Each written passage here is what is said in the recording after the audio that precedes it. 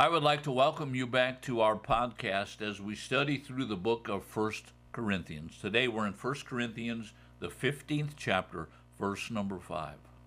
You know, one of my favorite hymns is Blessed Assurance. And you know what, as we read through this 15th chapter and as we study through the 15th chapter of the book of 1 Corinthians, we should be having in our spirit a greater sense of assurance that Jesus died, he was buried, and that he rose again. And that we ourselves as believers will someday bodily raise from the dead. That's assurance. We talked yesterday about how there's actually two evidences that the Apostle Paul presents here. First of all was the scriptural evidence. If you didn't listen to yesterday's podcast, go back and listen to it, because we talked and we brought to you three scriptures. There's many more, but just three scriptures from the Old Testament that prophesied the death, burial, and resurrection of Jesus, and they did it extremely closely to where they actually talked about how Jesus's garments would be cast lots for. How the Romans would cast lots for the clothes that Jesus wore. So go back and listen to that. Today we're going to look at what we call the historical evidence. It's the evidence that says he appeared. That he actually physically appeared. He didn't appear as some kind of ghost, but he appeared in a body. In fact, one of the places that we see Jesus eating fish and honey. What was he doing? He had a physical body, but it was a physical resurrected body that was without limits. He appeared to the disciples. Now, let's go to the 5th verse, again, the 15th chapter of 1 Corinthians, the 5th verse, and it says this, that he appeared to Cephas. Who's Cephas? It's Peter. How many of you know that Jesus appeared to Peter personally? And then he appeared to the 12. The 12 were all sitting together, and they were scared of what was happening. They were bewildered that Jesus, their Savior, their Messiah, the man that they trusted, the man that they thought was the Christ, is now dead.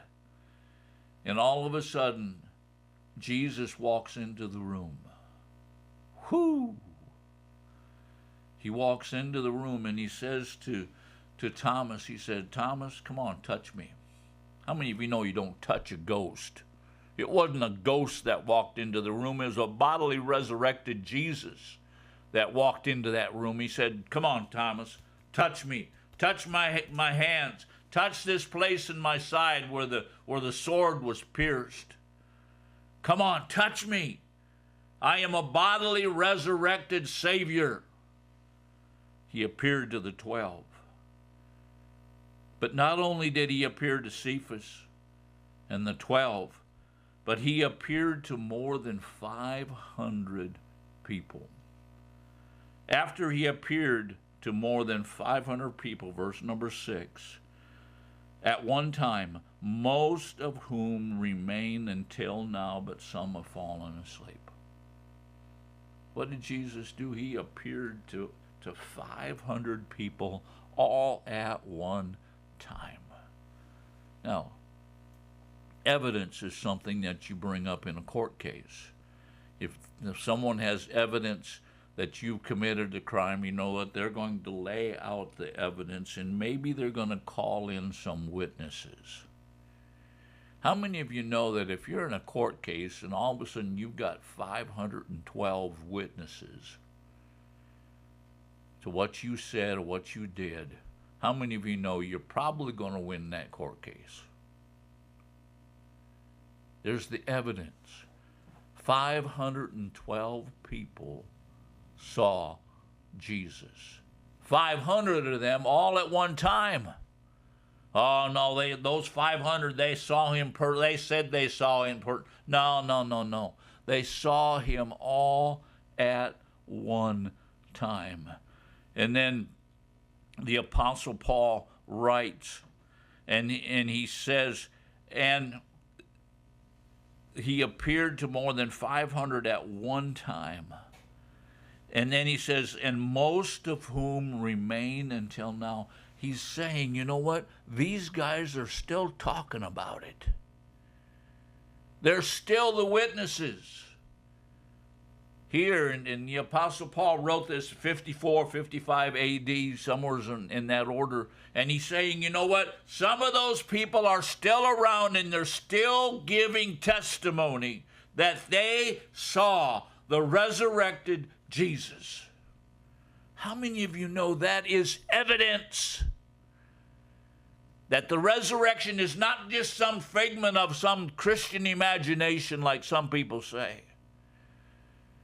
Again, if this was presented in a court of law, you would win that court case.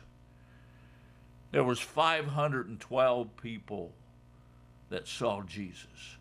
And of that 500, there were still some people that were still alive at the time that the Apostle Paul wrote this. John was one of them.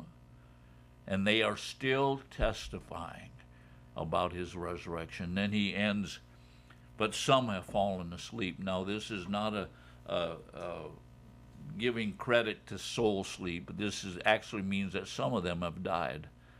And by the way, there's a good chance that they died because they were martyred.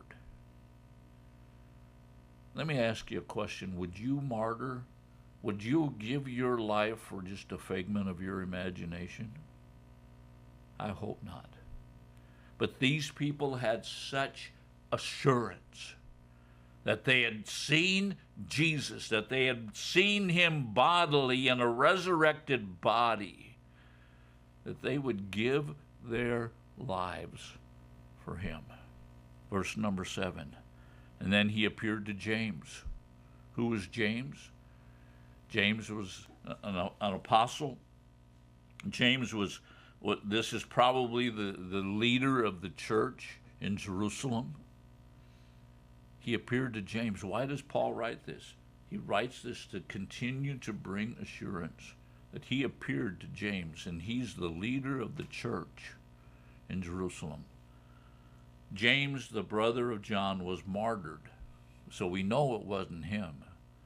But James is the leader of the church of Jerusalem, and he is actually the brother of Jesus.